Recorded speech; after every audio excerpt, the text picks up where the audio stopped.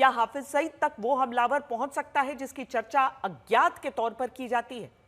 सवाल की वजह है पाकिस्तान में सैफुल्लाह खालिद को मारा जाना, जो लश्कर का बड़ा आतंकी था।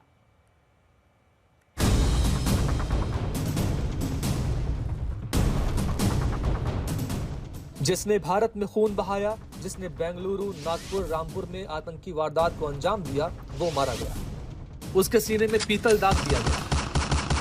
नाम रजुल्लाह निजामनी उर्फ अबू सैफुल्लाह। लश्कर तैयबा के इस खूंखार चेहरे को जरा गौर से देखिए।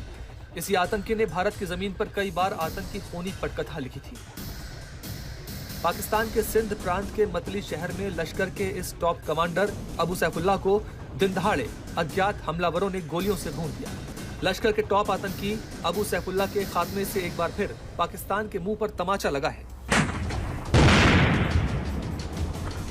ऑपरेशन सिंदूर के तहत जब पाकिस्तान में 9 आतंकियों के अड्डे को तबाह किया गया और 100 से ज्यादा आतंकियों को मौत के घाट उतार दिया गया, तो पाकिस्तान अपनी छाती पीट रहा था। दुनिया के सामने बार बार झूठ बोल रहा था कि उसके यहाँ आतंकियों के अड्डे नहीं हैं और न ही आतंकी हैं। अबू सैफुल्लाह नेपाल में विनोद कुमार बनकर काम कर रहा था। वहां पर उसने नेपाल के नागरिक नगमा बानू से शादी की और फिर वहीं से भारत के खिलाफ लश्कर का ऑपरेटर बनकर नेटवर्क चला रहा था। अबू सैफुल्लाह भारत में 3 बड़े आतंकी हमलों का मास्टरमाइंड था। 2005 में बेंगलुरु IISc पर अटैक का मास्टरमाइंड, 2006 में नागपुर के RSS मुख्यालय पर हमला, 2008 में यूपी के रामपुर CRPF कैंप पर हमला जिसमें 7 जवान शहीद हुए थे। भारत में इन आतंकी हमलों में हर बार अबू सैफुल्लाह का नाम सामने आया, लेकिन हर बार वो बच निकला। पाकिस्तान के इस आतंकी अबू सैफुल्लाह ने अपना बेस कैंप नेपाल को बना रखा था। नेपाल से ही घुसपैठ कराकर वो भारत आतंकियों को भेजता था। उसने पैसे का जाल बिछा रखा था और नेपाल से भारत को खून से रंगने की प्लानिंग करता था। लेकिन रविवार को उसकी कहानी का आखिरी चैप्टर लिख दिया गया।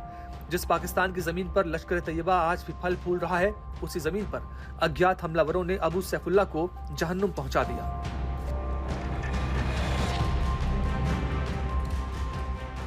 इससे पहले लश्कर तैयबा का आतंकी मोस्ट वांटेड अबू कताल मार्च में मारा गया था।